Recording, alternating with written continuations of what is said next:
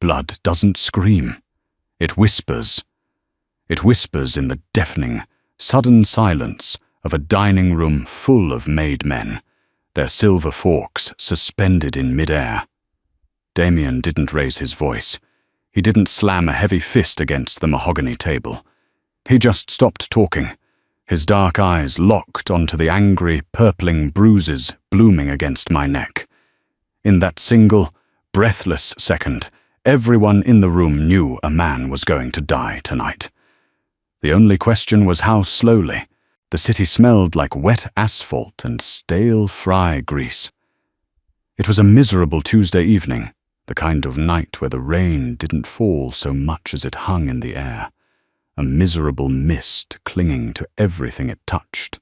Naomi shoved her hands deep into the pockets of her worn trench coat, her boots squelching against the pavement as she hurried away from the antique restoration shop where she spent 10 hours a day, breathing in sawdust and turpentine. It was quiet work, safe work. It paid just enough to keep the heat on in her cramped third-floor walk-up, and more importantly, it kept her entirely invisible. Or so she thought. She turned the corner onto Elm Street, aiming for the subway entrance, when a shadow detached itself from the brick wall of the corner bodega. Naomi. The voice was a rusty hinge, familiar, unwelcome. She stopped, the cold dampness of the night suddenly seeping straight into her bones. Caleb stepped under the flickering amber light of the street lamp. He looked terrible. His jaw was covered in uneven scruff, his eyes frantic and sunken, darting left and right like a cornered rat. "What do you want, Caleb?" Naomi kept her voice flat. She didn't step back, but every muscle in her legs coiled, ready to run. "I need a favor." He took a step forward, bringing with him the sour stench of cheap whiskey and unwashed clothes. "A big one, and I know you can do it." "I don't have any money," she said, cutting him off. "And even if I did, I wouldn't give it to you. We're done. We've been done for 2 years. "I don't need your pocket change, Naomi," Caleb hissed, his facade of desperation cracking to reveal the ugly, entitled anger underneath. He stepped closer, crowding her against the damp brick wall of the alleyway. "I need his money. Russo's." Naomi's stomach dropped. Her arrangement with Damien Russo was a closely guarded secret. It wasn't a romance, it was a transaction. Damien needed a respectable, quiet fiancé on his arm to pacify the traditionalist old guard of his family syndicate.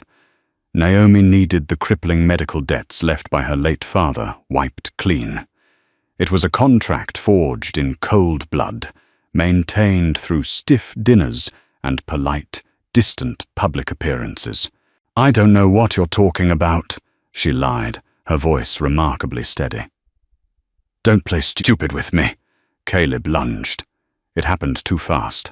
1 second he was a foot away, the next his hands were on her. His fingers clamped down hard on the sides of her neck, shoving her backward. Her skull cracked painfully against the brick. Naomi gasped, her hands instinctively flying up to claw at his wrists. "You're sleeping with him? The whole South Side knows he bought you."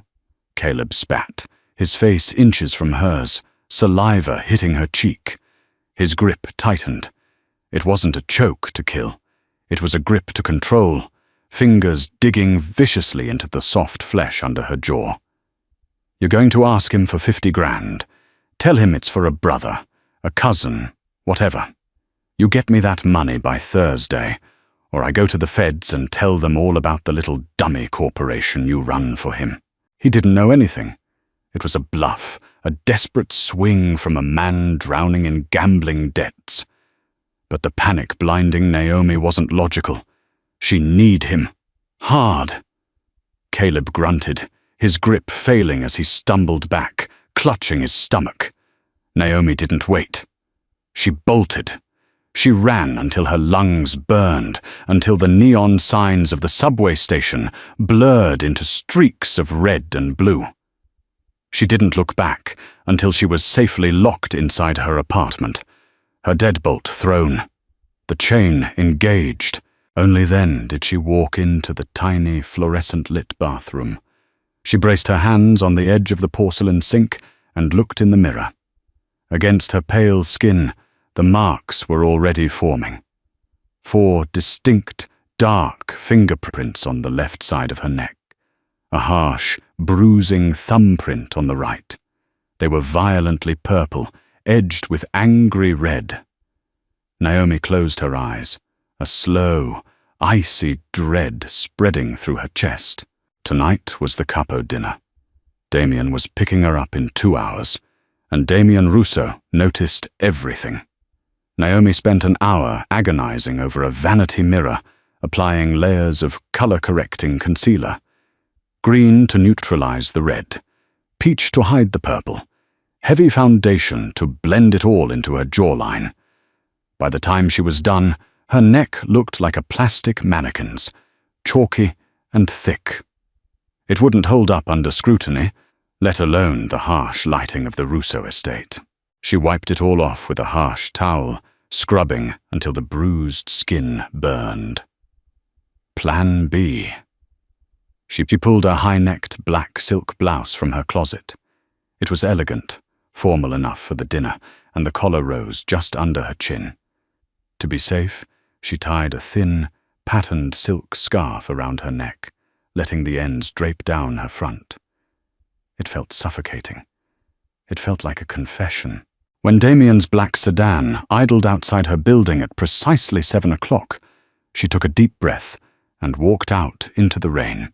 Enzo, Damien's driver and oldest confidant, held an umbrella over her as she climbed into the leather-scented interior of the car. Damien was already inside, illuminated by the passing streetlights. He wore a charcoal suit that looked like it had been tailored to him that very morning. He didn't look like a criminal. He looked like a Wall Street executive, all sharp angles, slicked back dark hair, and a watch that cost more than Naomi's life. "Naomi," he greeted, his voice a low, resonant baritone that always made the hairs on her arms stand up. "Damien." She settled into the seat, keeping her distance, staring straight ahead. He didn't speak again for the duration of the drive, which was normal. Their silence was usually comfortable, a mutual agreement to conserve energy. But tonight, Naomi felt his eyes on her. The weight of his gaze was a physical thing, tracing the stiff line of her posture, the nervous way her fingers twisted the clasp of her clutch. "You're quiet," he noted, as the car turned onto the private road leading to his compound. "Just tired," she deflected, offering a tight, practiced smile. The shop was busy today. Damien's eyes flicked to her throat, the silk scarf. He didn't say anything, but a minute shift in his posture, a slight tensing of his broad shoulders, told her he had logged the wardrobe choice as unusual. Naomi never wore scarves. She hated things touching her neck. The Russo estate was a fortress disguised as a mansion.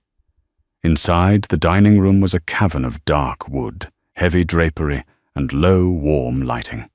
10 men sat around the sprawling table.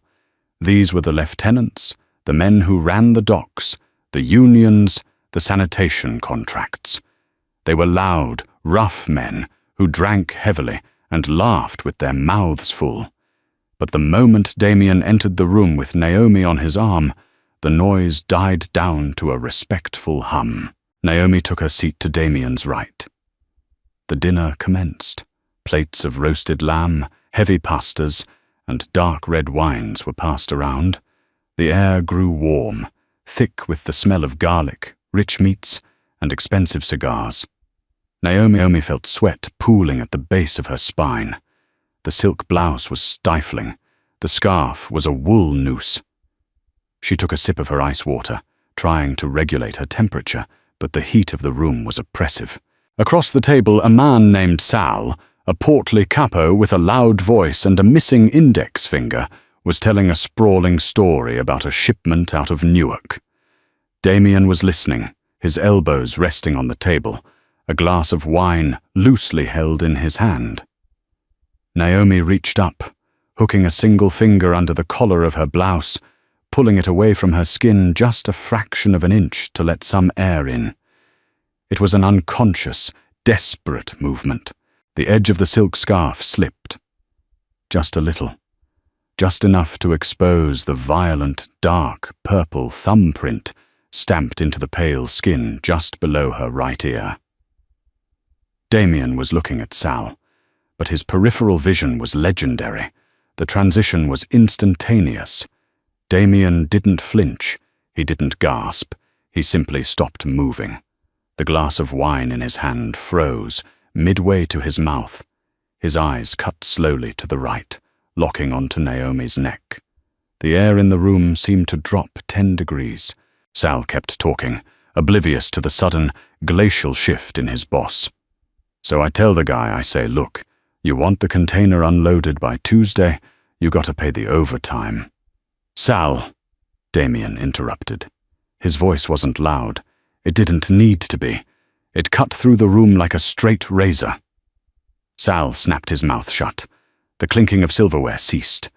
10 hardened criminals froze, their eyes darting nervously toward the head of the table. Damien set his wine glass down. The soft clink of the crystal against the wood sounded like a gunshot. He turned his chair slightly, giving Naomi his full, undivided attention. His face was a terrifying, beautiful blank slate. No anger, no frown, just a calm so profound it felt like the ocean pulling back right before a tsunami. Naomi, he said softly. She swallowed hard, her hands shaking so badly she had to hide them under her napkin. Yes? He reached out. His hand was large, the knuckles slightly scarred, his fingers warm as he brushed against the collar of her blouse. She flinched, an involuntary spasm of fear, and Damien's eyes darkened into something pitch black. With 2 fingers he hooked the silk scarf and pulled it away. The bruising was fully exposed now. Under the warm light of the chandelier, the marks were undeniably shaped like a hand. They were brutal. A collective, sharp intake of breath echoed around the table. Sal paled. Enzo, standing by the door, took a step forward, his hand dropping subtly toward the inside of his jacket. Damien didn't look at the room. He didn't look at his men.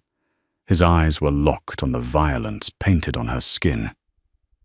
Who left those marks on your neck? The silence was suffocating. Naomi felt the blood rushing in her ears, a loud, thumping panic. She looked at Damien, searching for the businessman she usually dealt with. But he was gone. The man sitting next to her was the apex predator of the city's underbelly, completely unmasked. I had an accident at the shop, Naomi stammered. It was a pathetic lie, flimsy and insulting to his intelligence. Damien's jaw ticked, a single rhythmic pulse of muscle beneath his skin. An accident, he repeated. His voice was a dangerous purr. A heavy piece of lumber. She lied frantically, her voice trembling. It fell. It hit my neck. Damien leaned in. He was so close she could smell the bergamot and expensive bourbon on his skin. He raised his hand again, and this time she forced herself not to flinch. His thumb traced the outline of the bruises, his touch agonizingly gentle, entirely at odds with the terrifying stillness of his face. "Lumber," he murmured, his thumb ghosting over the 4 finger marks, then dragging across her throat to hover over the thumbprint.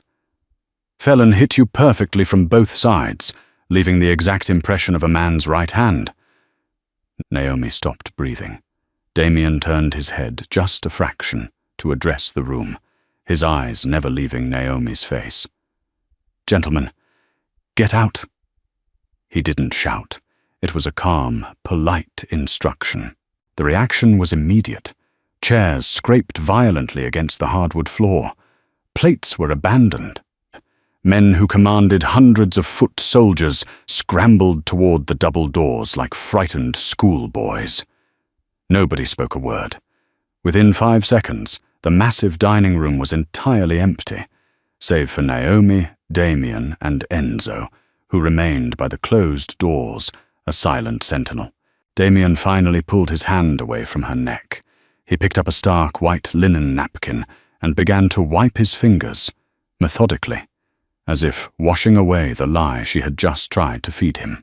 "I am going to ask you one more time, Naomi," he said, folding the napkin and placing it carefully on the table. "And before you answer, understand this. If you lie to me again, I will have Enzo pull the security footage of every street within a 10-block radius of your shop. I will find out who did this, and if I have to do the work to find him, I will make his death so protracted it will be a closed casket funeral for his entire family line." Naomi felt a tear break free, tracking hot down her cheek. "Damien, please, it's nothing. It doesn't matter." "It matters to me," he said, his voice dropping an octave, scraping against the bottom of his throat. He leaned forward, bracing his forearms on the table, invading her space completely. "You are mine. By contract. By association. Someone put their hands on you. Someone tried to break what belongs to my house." Who? She knew there was no stopping it now. The machine was in motion. If she didn't give him a name, the city would burn while he looked for one. "His name is Caleb," she whispered, her voice cracking. He's an ex-boyfriend." Damien didn't blink. "Why did he touch you?" "He's in debt. Bad gambling debt. He cornered me in the alley after work. He wanted me to ask you for money. 50,000. She looked down at her lap, ashamed of the grime of her past leaking into the pristine, calculated world she had secured for herself. I told him no. He got angry. He grabbed me. I kneed him and ran. Damien digested the information in silence. He stared at her for a long, agonizing minute. He saw the shame in her posture, the lingering terror in her eyes. He stood up. The movement was smooth, utterly controlled. "Enzo!" Damien called out, not turning around. "Boss?" Enzo replied instantly from the doorway. "Get a name, a current address, and a list of associates for a man named Caleb. He's a gambler, likely local, carrying a $50,000 debt." "Right away." Naomi stood up, her chair pushing back with a loud screech. "Damien, no! You can't just kill him. The police—" Damien turned to her. The look in his eyes stopped the words dead in her throat. It wasn't rage. It was ownership. It was a dark, possessive fury that bypassed logic entirely. "The police," Damien said softly, walking slowly toward her, "do not concern me. What concerns me is that an insect thought it could put its hands on my fiancé and walk away breathing." He stopped directly in front of her. He reached out, his warm palm cupping her unbruised cheek, tilting her face up to meet his stare. "You don't need to worry about Caleb anymore," Damien whispered, his thumb brushing away the single tear on her cheek. "He ceased to exist the moment his fingers bruised your skin." He dropped his hand and turned toward the door, his posture rigid. "Enzo, have the car brought around. We're going hunting." The heavy oak doors of the dining room clicked shut, leaving Naomi alone in a silence so absolute it rang in her ears. She stood there for a long time, the chilled air of the vast room settling over her bare neck. The scarf lay abandoned on the floor, a crumpled piece of silk that had failed its only job. Damien didn't lock her in, but he didn't have to. Within 10 minutes, 2 men built like linebackers had taken up positions outside the estate's main entrance. Another stood by the rear patio doors. The message was clear. Naomi wasn't a prisoner, but she wasn't leaving. She was cargo now, precious, damaged cargo that needed guarding while the owner went out to settle the balance. Outside, the rain had turned into a steady, freezing downpour. Inside the sleek, soundproofed cabin of the Mercedes Maybach, Damien sat in the back seat, staring out at the blurred city lights. He didn't look angry. If anything, he looked bored. But Enzo, navigating the slick streets with practiced ease, knew better. He had driven Damien for 15 years. He knew the difference between the boss's business detachment and the terrifying, hollow calm that preceded extreme violence. "Got a hit on the name, boss," Enzo said, his eyes flicking to the rearview mirror. The soft glow of the dashboard illuminated the deep lines around his mouth. Caleb Miller, 32. Bounces between a couple of halfway decent addresses, but mostly crashes at a cheap motel out by the rail yards when he's avoiding collectors. He's into Arthur for the 50 grand. Sports betting. Horses mostly. Guy's a chronic loser. Damien didn't blink. Arthur holds his paper? Yeah. Rumor is Arthur gave him till the end of the week before he sends guys to break his knees. Arthur doesn't get his knees, Damien said quietly. The words were perfectly level, entirely devoid of emotion. That was the terrifying thing about Damien. He didn't possess a temper in the traditional sense. A temper was a fire. Fires burned out. Fires could be put out with water. Damien's rage was a glacier. It moved slowly, silently, and it crushed absolutely everything in its path beneath millions of tons of ice. He closed his eyes, leaning his head back against the headrest. In the darkness behind his eyelids, he saw the bruises again. 4 sharp fingerprints, 1 brutal thumbprint. Damien was a man of contracts. He understood the world through leverage, transactions, and mutual benefit. Naomi was a contract. She was a shield against the traditionalists in the commission who demanded their leaders be settled family men. She was supposed to be a piece on the board. A valuable piece, sure, but just a piece. But when he saw those marks on her pale throat, the contract had evaporated. A visceral, ugly, entirely possessive instinct had clawed its way up his throat, choking him. It wasn't just that someone had damaged his property. It was that someone had touched her. Someone had put their hands on the quiet, resilient woman who made him weak tea at midnight when he couldn't sleep. Someone had terrified the woman who politely ignored the blood on his cuffs when he came home late. He didn't just want Caleb Miller dead. He wanted to erase the man from the timeline. "Take us to Arthur," Damien ordered. The car glided through the rain-slicked streets, turning away from the polished high-rises of the financial district and diving deep into the industrial grit of the Lower East Side. They pulled up outside a rundown social club, sandwiched between a closed laundromat and a 24-hour pawn shop. The neon sign above the door buzzed violently. 2 of the letters burnt out, so it just read LUB. "You want me to bring him out?" Enzo asked, putting the car in park. "No," Damien said, unbuttoning his suit jacket. "I want to look him in the eye when I ask."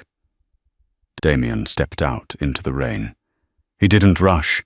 He didn't hunch his shoulders against the cold. He walked through the downpour like he owned the weather itself. Enzo fell in step a half-pace behind him, his hand casually resting inside his coat. Damien pushed the heavy metal door open. The smell hit him first. Stale beer, cheap cigars, and decades of ingrained sweat. The club was dimly lit, populated by a dozen hard-looking men playing cards at scattered tables. At the far end of the room, behind a scarred wooden bar, Arthur stood, counting a thick wad of cash. Arthur was a large man who breathed heavily through his nose, his shirt straining against his stomach.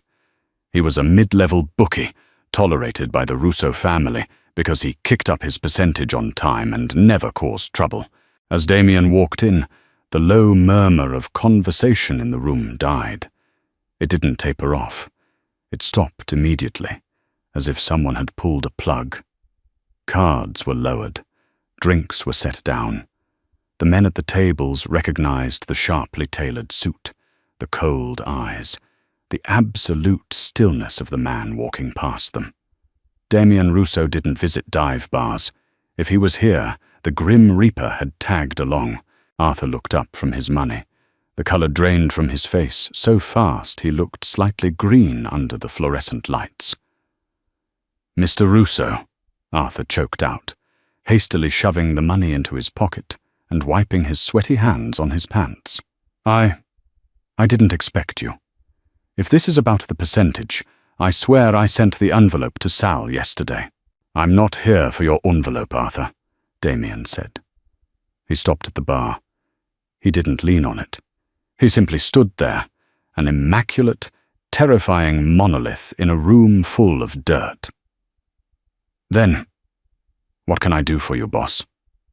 Arthur's eyes darted nervously to Enzo, who had quietly positioned himself by the door, blocking the only exit. Damien let the silence stretch. He watched a bead of sweat roll down the side of Arthur's face, catching the greasy reflection of the bar lights. He wanted Arthur to feel the gravity of the moment. "You hold paper on a man named Caleb Miller," Damien stated. It wasn't a question. Arthur swallowed hard, his Adam's apple bobbing. Yeah, I do. Guy owes me 50 large. He's a deadbeat. I was actually going to send a couple guys to crack him tomorrow. Why? Did he step on your toes, Mr. Rousseau? If he owes you, you take priority, obviously. I wipe his slate, it's yours." Arthur was babbling. The fear was making him stupid. "Caleb Miller doesn't owe me money," Damien said, his voice dropping to a low, raspy whisper that barely carried over the hum of the beer coolers. "He owes me a debt of a different nature. Where is he?" I don't know exactly. He bounces around."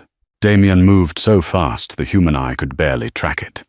His hand shot across the bar, his fingers clamping down on the thick gold chain around Arthur's neck. He didn't pull Arthur over the bar. He just twisted his hand, tightening the chain until it bit savagely into the fat folds of Arthur's neck. Arthur gagged, his hands flying up to claw at Damien's iron grip. "I am having a very bad night, Arthur," Damien whispered, leaning in so only the bookie could hear him. "My patience is entirely exhausted. If the next words out of your mouth are not an exact address, I will pull this chain until it severs your carotid artery. Do we understand each other?" Arthur's face was turning purple. He managed a frantic, jerky nod. Damien released the chain. Arthur collapsed against the back counter, gasping for air, rubbing his bruised throat. He looked at Damien with wide, terrified eyes. The Starlight Motel," Arthur wheezed, coughing violently. "Out by the old train yards, room 114. It's a shithole. The manager takes cash, doesn't ask for ID. He's been hiding out there for 3 days." Damien adjusted his cuffs, his face perfectly impassive once again. He looked at Arthur, noting the red welts forming on the man's neck. The sight of bruised skin flashed in his mind, overlaying Arthur's neck with Naomi's. The glacier shifted a few more inches forward. "If anyone tips him off that I'm coming," Damien said softly, turning to leave, "I won't just kill you, Arthur. I will burn this building down with you and everyone you love inside it." Arthur shook his head rapidly, unable to speak, pressing himself against the wall as if trying to merge with the bricks. Damien walked out of the club, the heavy door swinging shut behind him. The rain was falling harder now, washing the grime from the sidewalks. "The Starlight," Damien said to Enzo as he slid into the back seat. "I know it," Enzo replied, throwing the car into drive. 15 minutes. The Starlight Motel was a rotting corpse of a building. It sat on the edge of the city limits, flanked by rusted-out train cars and overgrown weeds. The neon sign facing the desolate two-lane highway flashed intermittently, throwing sickly pink light across the potholed parking lot. It was a place where people went to do drugs, hide from the law, or die. Room 114 was on the ground floor, at the very back of the L-shaped building, facing a chain-link fence topped with razor wire. The curtains were drawn tight, but a sliver of yellow light leaked from the edges. Inside the room, the air was thick with the smell of stale cigarette smoke and cheap whiskey. Caleb Miller was frantically stuffing dirty clothes into a canvas duffel bag. His hands were shaking. His eyes were bloodshot and wide with manic panic. He had screwed up. He knew it the moment Naomi kneed him and ran. He had been desperate. $50,000 was a death sentence if he didn't pay it to Arthur. He had thought Naomi would be an easy mark. She was always so quiet, so passive. He figured she would cry, maybe beg, but eventually fold and ask her rich mobster boyfriend for the cash to keep her past a secret. But when his hands had clamped down on her neck, he hadn't felt compliance. He had felt her terror, yes, but also a sudden, violent resistance. And then she had run. Now, sitting in this dingy motel room, the reality of what he had done was sinking in like a lead weight in his stomach. He hadn't just assaulted his ex-girlfriend. He had laid hands on a woman who belonged to Damien Russo. Caleb wasn't a made man. He wasn't even a connected guy. He was a degenerate gambler who hung around the fringes of the life. But everyone in the city, from the street corner hustlers to the corrupt judges, knew Damien Russo's name. They knew the stories. They knew what happened to men who crossed him. They didn't just disappear. They were made into examples. Stupid, Caleb muttered to himself, slapping his own face to keep focused. Stupid, stupid, stupid. He zipped the duffel bag closed. He needed to get to the bus station. If he could get on a Greyhound heading west, he might have a chance. He had $300 to his name. It was enough to get far away from here. He grabbed his keys off the scratched veneer dresser and walked toward the door. He reached for the deadbolt. Before his fingers could touch the metal, a heavy metallic thunk echoed through the cheap wood. Someone had slid a master key into the lock from the outside. Caleb froze. The blood drained from his face, pooling heavily in his feet. His breath hitched in his chest. The door handle turned slowly, deliberately. Caleb backed away, his heart hammering against his ribs like a trapped bird. He backed up until his calves hit the edge of the saggy mattress. He looked around wildly for a weapon. There was a cheap plastic lamp, a glass ashtray, nothing that would stop whoever was on the other side of that door. The door swung open. The rain blowing in from the outside whipped into the stale air of the room, bringing with it the scent of wet asphalt and ozone. Damien stepped over the threshold. He looked entirely out of place in the squalor of the motel room. His dark suit was immaculate, the raindrops resting lightly on the expensive wool. He didn't hold a gun. He didn't need to. The sheer, crushing weight of his presence sucked all the oxygen out of the tiny room. Enzo stepped in silently behind him, quietly pushing the door shut until it clicked into the frame, locking them in. Caleb felt his knees give out. He hit the edge of the bed and sat down hard, his hands trembling so violently he had to grip his knees to keep them still. Damien didn't say anything at first. He simply stood there, his dark eyes scanning the room. He looked at the peeling wallpaper, the stained carpet, the packed duffel bag sitting on the floor. Finally, his gaze settled on Caleb. It was the look a man gives a cockroach before he steps on it. "Going somewhere, Caleb?" Damien's voice was a soft, melodic baritone. It was terrifyingly calm. I don't know what you're talking about," Caleb stammered, his voice cracking. He tried to stand up, to to look tough, but his legs refused to cooperate. "You got the wrong room, man." Damien took a slow step forward.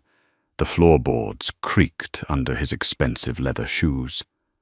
"I don't think so," Damien murmured. He reached into his inside jacket pocket. Caleb flinched, throwing a hand up to protect his face, expecting a bullet. Instead, Damien pulled out a sleek, black leather phone case. He opened it, tapped the screen a few times, and held it out, turning the screen so Caleb could see. It was a photograph. High resolution. Taken a few hours ago at the Russo estate. It was a close-up of Naomi's neck.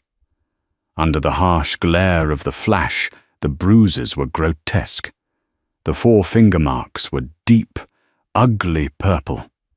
The thumbprint was a violent splash of color against her pale skin. Caleb stared at the phone, his breathing shallow and rapid. He felt a cold sweat break out across his forehead. He couldn't deny it. The evidence was damning, and the executioner was standing 3 feet away. It was an accident," Caleb blurted out, the words tumbling out of his mouth in a panicked rush. "I didn't mean to hurt her. I swear to God, we were just talking. We have history, you know? She owed me. I got frustrated. I just grabbed her to get her attention. I didn't mean to leave a mark." Damien lowered the phone, slipping it back into his pocket. He looked at Caleb for a long, silent moment.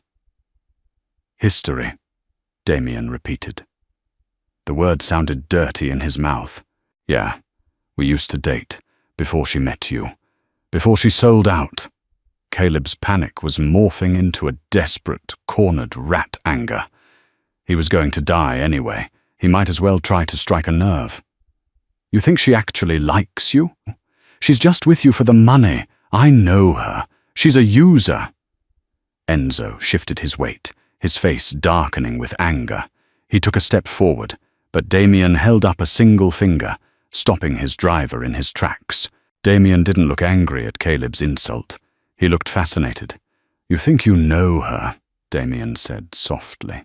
He took another step forward, stopping just inches from where Caleb sat on the edge of the bed. "You think you understand the arrangement she and I have?" Damien slowly reached out. Caleb tried to lean back, but Damien's hand clamped down on his shoulder.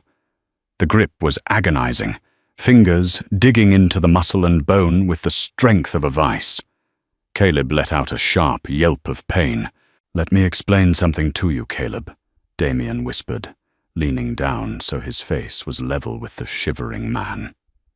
"I don't care about your history. I don't care about why you needed money. I don't care about your pathetic, desperate little life."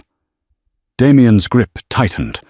Caleb whined, tears springing to his eyes as he felt the shoulder joint grinding painfully. "What I care about," Damien continued, his voice dropping into a register that vibrated with raw, lethal intent, "is that you touched what is mine. You put your filthy hands on her throat. You left a mark on her." "I'm sorry," Caleb sobbed, the tough guy facade completely shattering. He was crying openly now, snot running from his nose. "I'm sorry. Please, I'll leave town. You'll never see me again. I'll never go near her." "You're right about one thing," Damien said quietly. "You will never go near her again." Damien released Caleb's shoulder.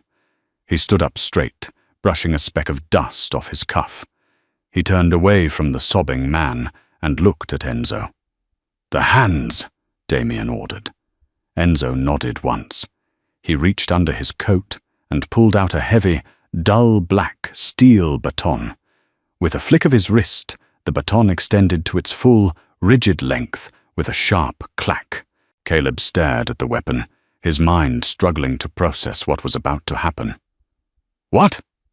No, please." "You used your hands to hurt her," Damien said, walking toward the door, not looking back. "You don't get to keep them." The drive back to the estate was silent.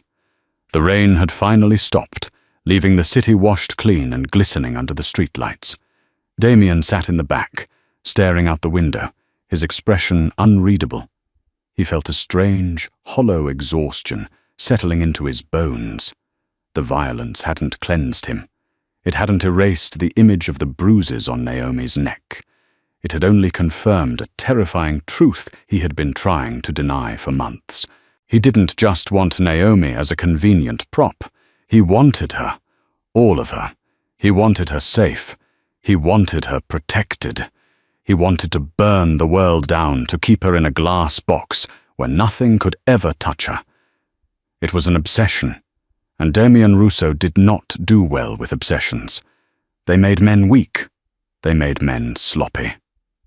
But as the car pulled up the long, sweeping driveway of his compound, he realized he didn't care. He stepped out of the car, nodding briefly to the armed guards flanking the front door.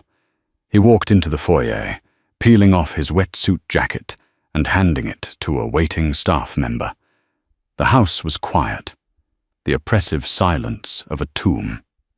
He walked up the sweeping grand staircase, his footsteps muffled by the thick carpet.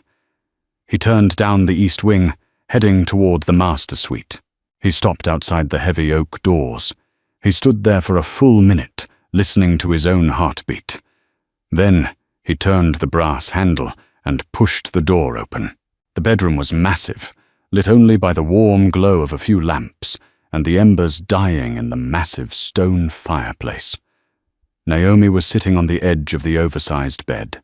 She had changed out of the formal silk blouse and was wearing one of his oversized grey cashmere sweaters. It swallowed her small frame, making her look fragile and incredibly young. She was staring out the floor-to-ceiling windows into the dark, but at the sound of the door opening, her head snapped toward him. Her eyes were red-rimmed, her face pale. She stood up quickly, her hands nervously twisting the hem of the sweater. "Damien," she said, her voice a rough whisper. He walked into the room, closing the door quietly behind him. He didn't move toward her immediately. He stayed near the doorway, giving her space, recognizing the tension coiled in her posture. "It's done," he said softly. Naomi closed her eyes, a shudder rippling through her body. She didn't ask what he meant. She didn't ask for details. She knew exactly what done meant in his world. "Is he—" She couldn't finish the sentence. The morality of her normal life was crashing violently against the brutal reality of the man standing in front of her. "He's alive," Damien said, knowing it would ease her conscience, even if the truth of Caleb's current state was far more gruesome than death. "But he will never, ever be a threat to you again. He will never return to this city. He will never speak your name." Naomi let out a long, shaky breath, sinking back down onto the edge of the bed. She wrapped her arms around her knees, pulling them up to her chest, curling into a small, defensive ball. "I'm sorry," she whispered, her voice cracking. "I'm so sorry I brought this to your door. I should have just paid him. I should have—" Damien crossed the room in 3 long strides. He didn't stop to think. He didn't analyze the move. He just reacted to the sound of her breaking. He knelt in front of her, ignoring the crease it put in his tailored trousers. He reached out, his large, warm hands gently gripping her knees, anchoring her. "Look at me," he commanded softly. She slowly lifted her head. A single tear escaped, tracking down her pale cheek. "You do not apologize for this," Damien said, his voice fierce, dropping all pretense of the cold businessman. "You are not a burden, Naomi. You are mine. Do you understand what that means in my world? It means my resources are your resources. My protection is your protection. Anyone who looks at you wrong answers to me. Anyone who touches you bleeds for it." He moved his hands up her legs, his touch agonizingly gentle, until his fingers brushed against the thick wool of the sweater at her shoulders. He carefully pushed the collar aside, exposing her neck again. The bruises seemed darker now, the purple deepening into black in the dim light of the bedroom. Damien's jaw clenched. The glacier inside him shifted again, threatening to crack him wide open. He slowly leaned forward. He didn't kiss her. He simply rested his forehead against her collarbone, right below the angry, violent marks. Naomi gasped quietly at the contact. She froze, completely entirely unaccustomed to this level of physical intimacy from him.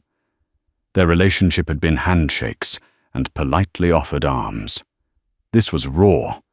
This was submission from a man who bowed to absolutely no one. "Damien," she breathed, her hands hovering hesitantly in the air before, slowly, tentatively, coming down to rest in his dark hair. He let his eyes close, feeling the rapid, nervous flutter of her pulse against his skin. He breathed in the scent of her, vanilla, sawdust, and the sharp tang of lingering fear. "You don't hide things from me anymore," he whispered against her skin, his breath hot against her collarbone. "No more secrets. No more handling things on your own. You tell me everything. You let me carry the weight." He pulled back slowly, looking up into her wide, startled eyes. For the first time since they had drafted their sterile, calculated contract, Damien let her see the monster hiding behind the tailored suits. He let her see the absolute, terrifying possession burning in his dark eyes. "Because if someone ever puts their hands on you again, Naomi, I won't just break them," he vowed, his voice a dark, solemn promise. "I will burn this entire city to the ground to keep you safe." Morning didn't break over the Russo estate. It crept in through the heavy velvet curtains, pale and grey. Naomi woke to the sound of rain lashing against the glass. The left side of her bed was empty, the sheets cool to the touch. She sat up slowly, her muscles aching as if she had run a marathon. Her throat was stiff. She walked into the massive ensuite bathroom and flipped on the harsh overhead light. The bruises had settled. The angry purple had deepened, edges blooming into a sickly, mottled yellow. They looked permanent, stamped into her skin like a brand. She dressed quickly, pulling on a thick wool turtleneck. It scratched against her neck. But the physical discomfort was a welcome distraction from the heavy, suffocating weight in her chest. Everything had changed last night. The careful, sterile boundaries of her arrangement with Damien were gone, pulverized the second his forehead touched her collarbone. She found him in the kitchen. The kitchen was a chef's dream of stainless steel and marble, entirely too large for a man who rarely ate at home. Damien was sitting at the island, a tablet flat on the counter, a cup of black espresso in his hand. He wore a crisp white dress shirt, the sleeves rolled up to his forearms, his tie loosened. He looked tired. He didn't look up when she entered, but his posture shifted, the broad line of his shoulders relaxing just a fraction. "Leo is waiting out front," Damien said, his voice rough with sleep and caffeine. "He'll drive you to the shop. Enzo is pulling a different shift today." Naomi stopped at the edge of the marble island. "I don't need a babysitter, Damien." He finally looked up, his dark eyes locked onto hers, entirely devoid of the warmth from the night before. This was the boss, the pragmatist. Caleb Miller was a symptom, Naomi. The disease is that people still think you are an exposed flank. Leo stays with you. He sits in the back of your shop. He drives you home. Non-negotiable. Naomi swallowed hard. The cynical, independent part of her wanted to fight. She had spent her entire adult life taking care of herself, scraping by, dodging the creditors her father left behind. But another part of her, the part that remembered the terrifying absolute safety of his hands on her knees last night, stayed quiet. "What happened to Caleb?" she asked softly. Damien picked up his espresso. "He took a bus to Ohio early this morning. He had some trouble with his luggage. Broke both his hands in the process. Tragic accident." The casual brutality of the statement hit her like a physical blow. Broken hands? Enzo. The steel baton she had seen in the driver's coat pocket, once by accident. She felt a wave of nausea, followed instantly by a dark, shameful rush of relief. Caleb could never grab her again. He couldn't hold a steering wheel, let alone a woman's throat. "Damien," she whispered, gripping the edge of the counter. "This isn't what we agreed to. The contract is a piece of paper," he interrupted, setting the cup down with a sharp clink. He stood up, closing the distance between them until he was standing mere inches away. He reached out, his knuckles brushing the thick wool of her turtleneck. "I told you last night, you are mine. That wasn't a line to keep you quiet. It is a fact. And I protect what is mine, by any means necessary." He leaned down, pressing a hard, brief kiss to her forehead. "Have a good day at work, Naomi."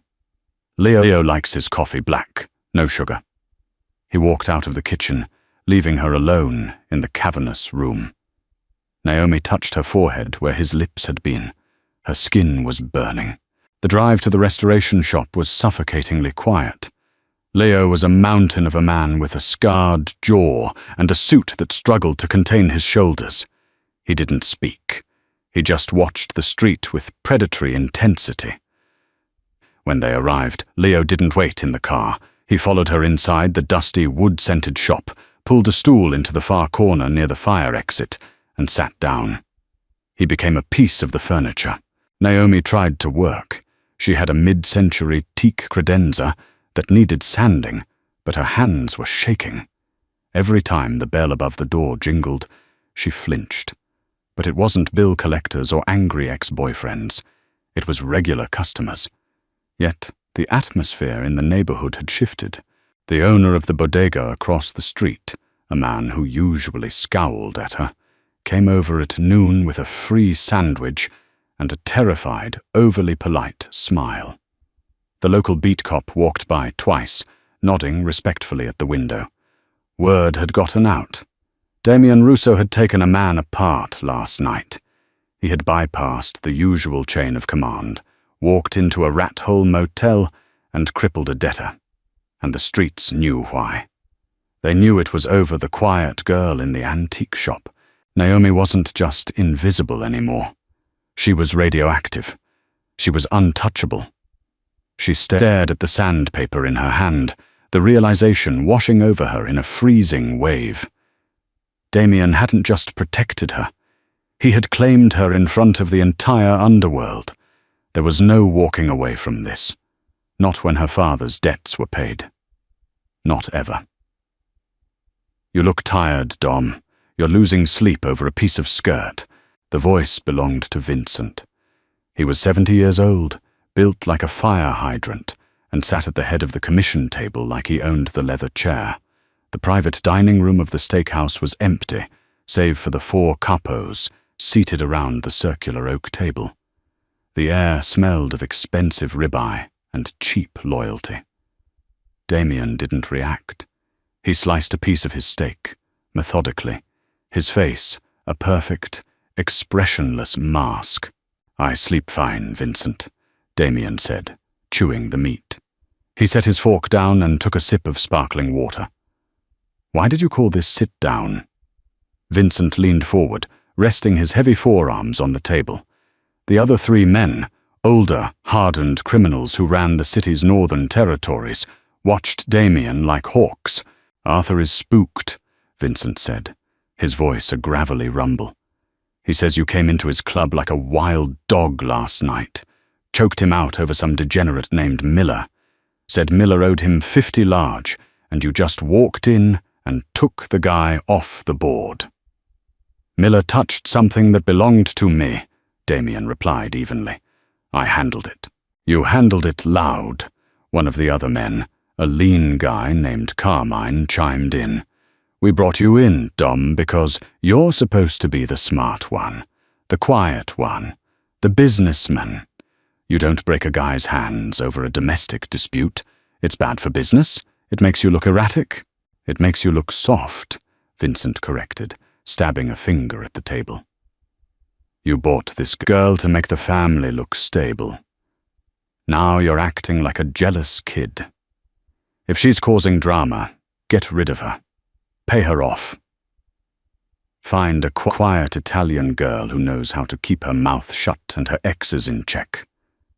The temperature in the room plummeted.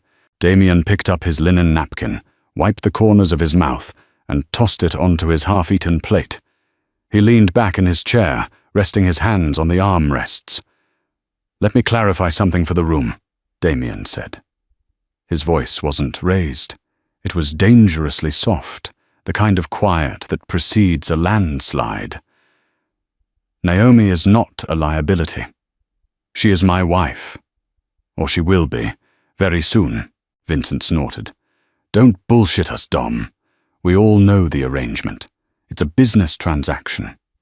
Don't go falling in love with your own tax write-off." Damien's eyes flicked to Vincent. They were dead, pitch-black voids. "Vincent," Damien murmured, standing up slowly. The other men tensed, hands dropping out of sight beneath the table. Damien ignored them. He walked slowly around the edge of the circular table until he was standing directly behind Vincent's chair. He leaned down, placing his hands flat on the table on either side of the older man, trapping him. "You have known me since I was a teenager," Damien whispered, his mouth inches from Vincent's ear. "Have you ever known me to lose my temper?" Vincent swallowed, his thick neck rigid. "No." "Have you ever known me to make a move without calculating the exact consequence?" "No." "Then understand this," Damien said, his voice a lethal vibration against the wood of the table. "What I did to Caleb Miller was not a loss of control. It was a measured response. It was an advertisement." Damien reached into his jacket. The men around the table flinched, but Damien merely pulled out a folded piece of heavy stock paper. He dropped it on Vincent's plate, right on top of his bloody steak. Vincent looked down. It was a photograph. It was a picture of Vincent's 24-year-old daughter, leaving her law school in Boston. The timestamp was from 3 hours ago. Standing in the background, out of focus but undeniably present, was Enzo. Vincent's face went completely white. His hands began to shake. "You son of a bitch! We all have things we value, Vincent," Damien said, straightening up and adjusting his suit jacket. "We all have boundaries.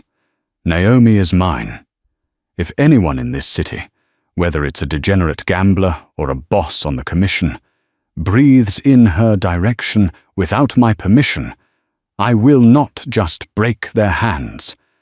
I will erase their entire bloodline from the face of the earth. Am I making myself clear?" The room was dead silent. The threat was so absolute, so brazen, that it defied mafia politics entirely. Damien wasn't negotiating. He was stating a law of physics. Vincent stared at the photo of his daughter. The blood drained from his face. He offered a single, stiff nod. "Good," Damien said. He turned and walked toward the door. "Lunch is on me, gentlemen. Enjoy the steaks." It was past 9 o'clock when Naomi finally locked the doors to the shop. Leo was waiting by the sedan, the engine idling, cutting through the damp night air. Naomi climbed into the back seat, staring blankly at the passing streetlights. Her mind was racing. She had spent the entire day feeling the weight of Damien's invisible empire pressing down on her. She had a choice to make. She could pack her bags tonight, run, and spend the rest of her life looking over her shoulder. Or she could stay. But if she stayed, She couldn't be a victim anymore. She couldn't be the fragile girl hiding behind a fake contract.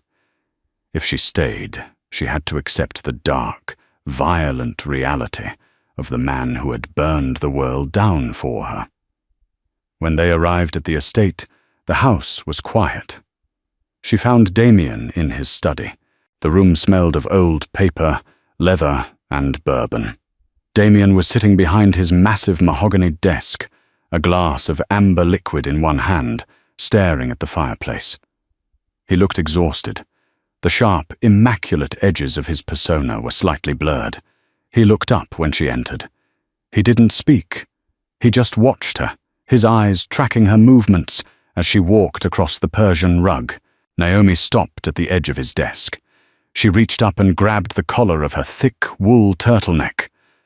With a deliberate, steady motion, she pulled it over her head, letting it drop to the floor. She stood there in a thin, black silk camisole. Her neck was completely exposed.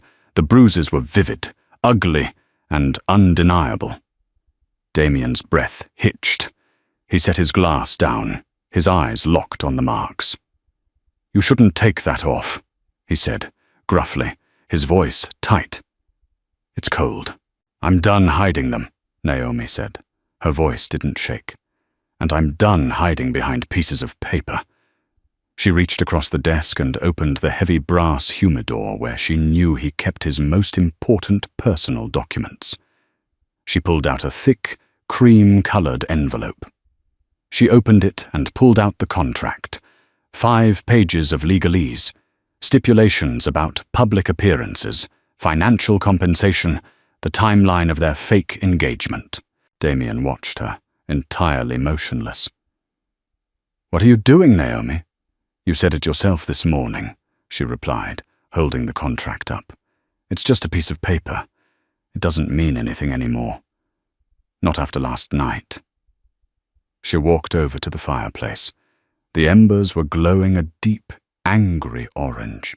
"If I stay," Naomi said, turning to look at him, the firelight catching the fierce determination in her eyes. "I'm not staying as a tax write-off. I'm not staying as a shield for the commission. I'm staying for you." Damien stood up. The chair scraped against the wood floor. "Naomi," he warned, his voice low, a desperate, gravelly sound. "You know what I am. You know what I did. If you burn that, there is no exit clause. There is no timeline. You are in this life. You are tied to me. Forever." "I know," she whispered. She tossed the heavy paper onto the embers.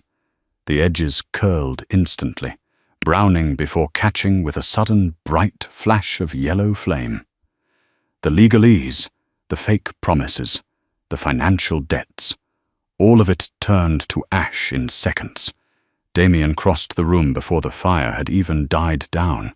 He didn't hesitate.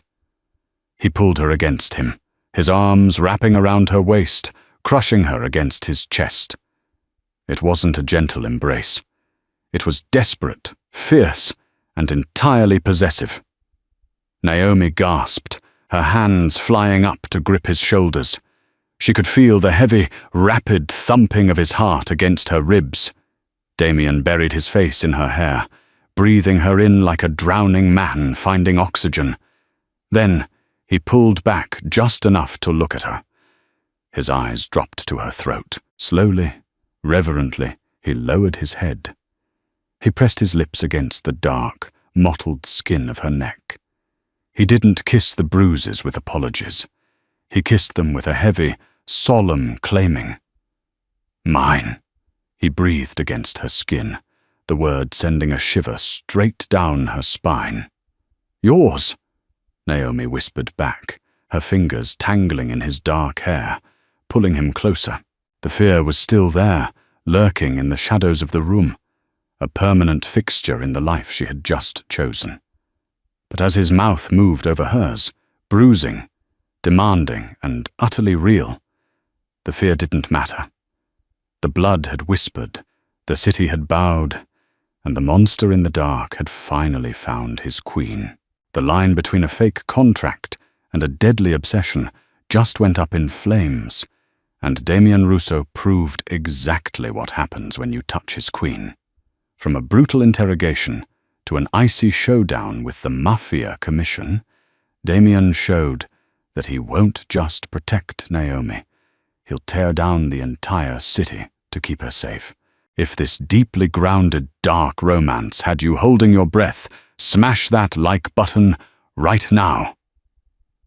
Don't forget to subscribe and turn on notifications so you never miss our next intense mafia drama. Share this video with someone who loves a fiercely protective hero, and let us know in the comments.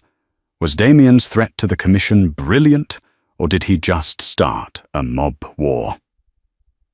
See you in the next one.